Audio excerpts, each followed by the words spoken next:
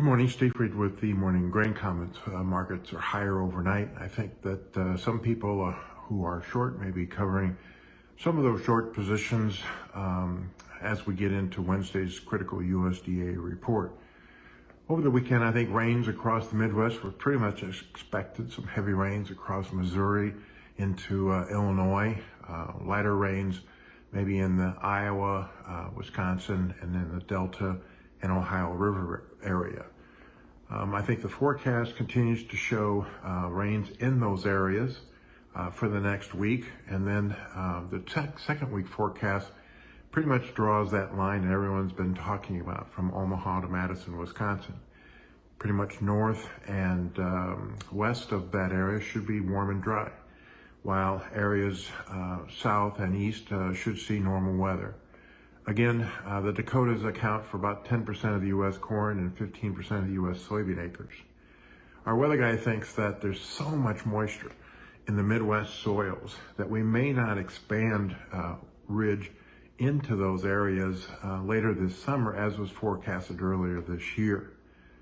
This suggests that all this moisture in the ground could break down the ridge as it tries to move east. But still, the Dakotas, Canadian prairies, and the Pacific Northwest should remain drier and warmer as the summer progresses. We also note that as we get into August, parts of Minnesota, Iowa, and Nebraska could also see some net warm and dry conditions as the soybean crop tries to set pods and fill pods into maturity.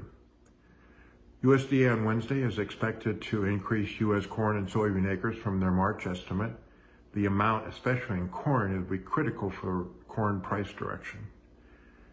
All the corn, soybean, and wheat stocks should be less than last year. And again, if the numbers are below the average trade guess, we could put some more supply tightening premium in the nearby contracts.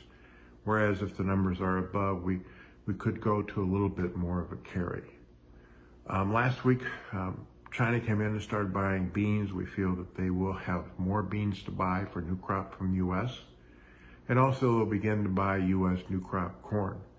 Quite a bit of range from where private estimates are as far as U.S. corn and soybean carryout is concerned for both 20 and 21. The key is for corn exports. Also in beans, just what that final stocks number is going to be, could be exports also. We also think that the USDA is too low on their ethanol numbers and maybe their feed numbers. We also note that open interest dropped pretty dramatically for both corn and beans on Friday as options expire. And again, we're dealing with smaller long positions by the managed funds in corn, beans, meal, oil, and actually they're a little bit of short Chicago wheat. So I think that we're going to back and fill between now and USDA numbers.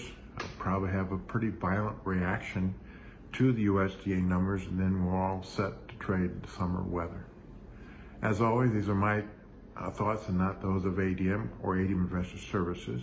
Have a safe and profitable trading day. Remember, always treat people like you yourself would like to be treated.